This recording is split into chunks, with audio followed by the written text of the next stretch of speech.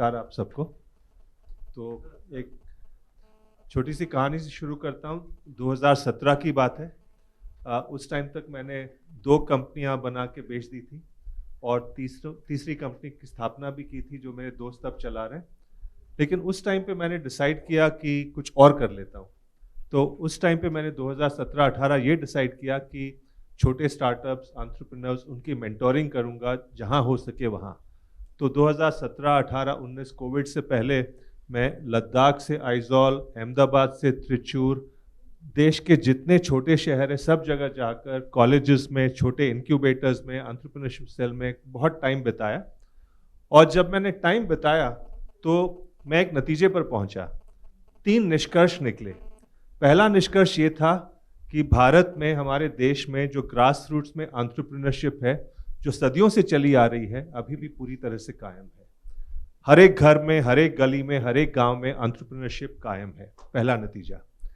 दूसरा निष्कर्ष जो निकला ये था कि ये जो लोकल एंटरप्रेन्योरशिप का मॉडल है, उसको मैं माइक्रो एंटरप्रेन्योरशिप बोलूँगा। ये बेंगलोर, दिल्ली, एनसीआर की जो मॉडल है, वेंचर कैपिटल बैक जो हेडलाइन बनाती है रोज, उससे बिल्कुल अलग है। ये लोग ये नहीं चाहते कि हम यूनिकॉर्न बनाएं, ये लोग ये नहीं चाहते कि हम आईपीओ करें। हो जाए तो अच्छी बात है, लेकिन वो चाहते हैं कि मैं अपना सर उठा के जीऊँ, आमदनी बनाऊं, 5, 10, 15, 20 लोगों को नौकरी दूं।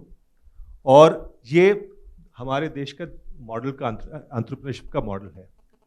तीसरा मॉडल है कि तीसरा निष्कर्ष ये है कि ये सिलिकॉन वैली से बिल्कुल हटके है। सिलिकॉन वैली सिखाता है कि बड़े बड़े वेंचर कैपिटलिस्ट आके करोड़ों की संख्या में, करोड़ों की फंडिंग देंगे, उससे आप बड़ी कंपनी बनाएं और कुछ लोग अमीर हो जाएंगे। ये मॉडल अलग है। ये मॉडल कहता है कि आप लोकली जो काम करेंगे पैसे वहीं बनेंगे। आप आईपीओ की बात नहीं कर रहे हैं, लेकिन 5-10 घरों की आमदनी बढ़ जाएगी। लेकिन उसको सपोर्ट करने के लिए हमारे देश में कुछ प्रबंध करना पड़ेगा। सिलिकॉन वैली से आके कोई सिकोया कैपिटल कोई पैसे तो नहीं देगा। सरकार ग्रांट, लोन स्कीम बनाएगी, सब्सिडी स्कीम बनाएगी, हमारे कॉर्पोरेट सीएसआर करेंगे, हमारे अमीर लोग फिलैंथ्रोपी करेंगे, तब इनको सपोर्ट मिलेगा। तो ये जो 3 निष्कर्ष निकले, उससे मैं काफ़ी प्रभावित हो गया। तो उसके बाद जब सुधीर जी ने आइकन्स ऑफ इंडिया का अनाउंस किया एनडीटीवी के साथ और मुझसे बोले कि आप जूरी में आएंगे, तो उन्हें तुरंत हाँ बोल दिया, क्योंकि इसका मकसद भी वही है कि हम हमारे असली हीरोज जो हैं, ग्रास रूट्स के एंटरप्रेन्योर्स जो हैं, उनको हम सामने लाएं, उनको सेलिब्रेट करें। तो ये शो मेरे ख्याल से बड़ा परिवर्तन लाएगा, क्योंकि हम उनको हीरो बनाएंगे जो असली हीरो हैं। और फाइनली मैं सिर्फ 2 स्लोगन के साथ अंत करूंगा। पहला है कि सर उठा के जियो।